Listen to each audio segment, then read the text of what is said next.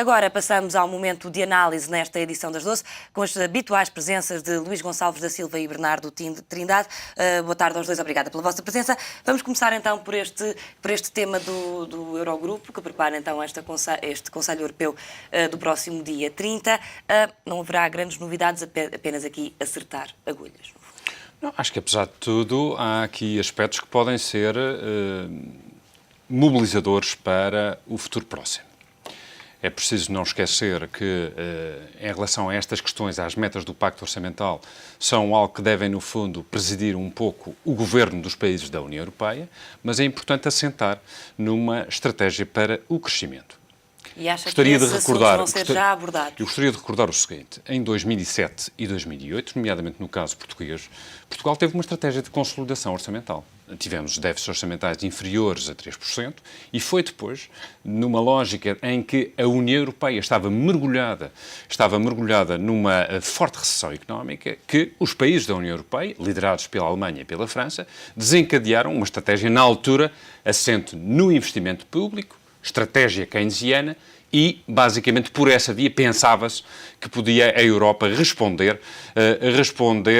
num quadro mais alargado, designadamente no mundo competitivo em que nos integramos. O que sentimos na altura é que esta estratégia conduziu, nomeadamente, a situações de déficit excessivo, e é por isso que países mais frágeis do ponto de vista da sua saúde financeira pública, Portugal, a Grécia, a Irlanda, tiveram que ser, a diferentes níveis, intervencionados. E, portanto, acho que questões como aquela que discutimos a semana passada, da Agência de Notação Europeia, a circunstância de países como a França e a Áustria terem os seus níveis de rating agravados, fazem com que haja uma consciência coletiva no quadro da União Europeia, que é importante olhar para a questão da saúde financeira pública, mas é importante ter uma estratégia para o crescimento. E acho importante, inclusivamente, que Portugal, como membro integrante dos 27, possa, no fundo, e muito rapidamente, ter uma estratégia para o crescimento. Infelizmente, o Orçamento do Estado não foi, de facto,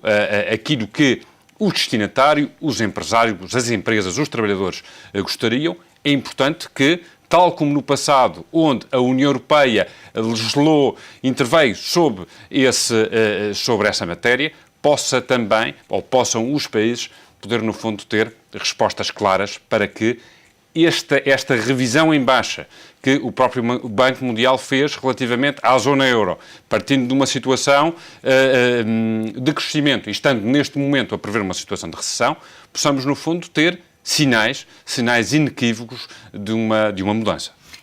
Acredita aqui que, de facto, estas medidas para o crescimento e até para o emprego já vão ser debatidas nestas próximas reuniões? A verdade é que também já se notou alguma mudança no discurso, até políticos alemães a falarem na necessidade de facto, destas medidas avançarem e de serem, no fundo, implementadas.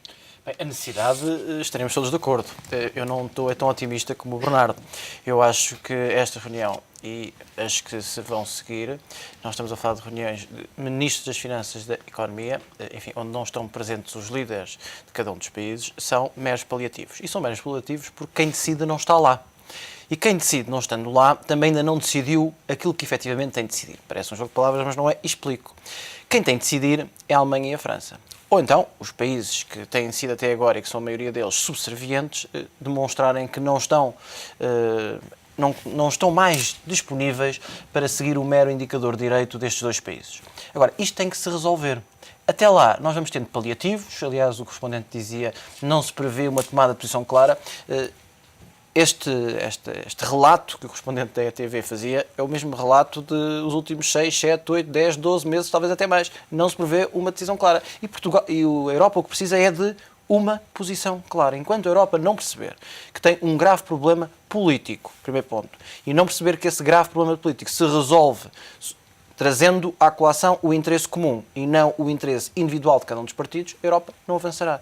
E como também dizia o correspondente, me parece bastante importante, o grande problema é que, quer na Alemanha, quer em França, os tais que têm o indicador direito a apontar para o que devem fazer os restantes, têm tido graves dificuldades internas. O Sr. Sarkozy está numa campanha presidencial, a Sra. Merkel tem perdido sucessivas eleições internas na Alemanha e, portanto, eles têm estado mais preocupados em arrumar a sua casa do que com a Europa. Portanto, a questão só fica resolvida depois dos problemas internos, aliás, das eleições internas nesses países resolverem também? Eu diria, pelo menos depois. Não estou convencido que seja logo a seguir, porque além Portanto, ainda temos muito que esperar, assim. Mas, enfim, eu diria apenas que é continuar a analisar aquilo que tem acontecido nos últimos meses, que é esperar, esperar, esperar. E, portanto, não sou tão otimista. Mas continuamos mas estamos de acordo quanto a um aspecto. A circunstância de a União Europeia viver hoje em resultado das avaliações do Banco Mundial, uma situação de recessão. A circunstância de as agências de rating relativamente a países fundadores, no fundo, terem alterado o seu quadro de avaliação relativamente à qualidade das finanças públicas, são indicadores importantes para que uma nova atuação, nomeadamente no domínio do crescimento, deva ser lançada. E o mais do que estarmos a discutir, muitas vezes, os timings, enfim, se são figuras de primeira ou segunda linha, há aspectos hoje aqui objetivos que levaram, no fundo, nomeadamente os países fundadores, a alterarem o seu comportamento. E isso parece-me, apesar de tudo, para um país periférico como Portugal, importante. Mas deixa-me só dizer, nós estamos de acordo nesse ponto, só que há aqui um ponto que importa sublinhar, é que é tarde. Aquilo que aconteceu à França, na diminuição do rating, era previsível. Já várias notícias, quer em Portugal, quer lá fora, diziam que a breve prazo, a curto prazo, isso ia acontecer. Portanto, o que acontece é que a Europa continua sem agir, mas sempre a reagir. E enquanto não houver um plano de médio e longo prazo, veja-se emprego, que é um ponto central, que é um ponto que está, na minha opinião, a trazer graves problemas sociais e económicos à União Europeia. Enquanto problemas como este, eu digo emprego, enfim, mas eu diria que a tónica mais correta, infelizmente, é desemprego, não forem enfrentados, e não podem ser enfrentados com uma eficácia e uma eficiência relevante se não for feito de comum acordo, isto é, enquanto espaço europeu, que é o que temos, não teremos solução. E, portanto, nós podemos continuar todas as semanas, ou as quinzenas, ou aos meses, a ter reuniões destas. Com certeza que não digo que são absolutamente inúteis. O que digo é que não resolvem o problema estrutural que a Europa tem. E veremos se daqui a 3 ou 4 ou 5 meses, e espero sinceramente estar enganado, se daqui a 4 ou 5 meses nós estaremos a dizer o mesmo, o correspondente à TV a dizer que ainda não foi desta, que temos uma posição clarificadora, e a Europa, e volto a sublinhar que me parece um dos pontos centrais, o desemprego galopante, com um crescimento económico negativo, ou enfim, se quisermos falar em alguns países de colapso económico, sem uma solução. Vamos, enquanto não temos uma solução, abordamos as soluções que vão sendo apresentadas nestas reuniões. Uma delas, como dizia aqui o Luís Rego ao telefone, será a taxa Tobin a aplicar. França quer de facto avançar, mas a verdade é que dentro da Europa há muitas divisões sobre o assunto. Até que ponto é que França, até disse que, no fundo, estaria disposta a avançar sozinha, até que ponto é que de facto é benéfico e fará sentido e surtirá o efeito se avançar sozinha e, por outro lado, se não há hipótese e os outros países também lhe seguirem as pisadas.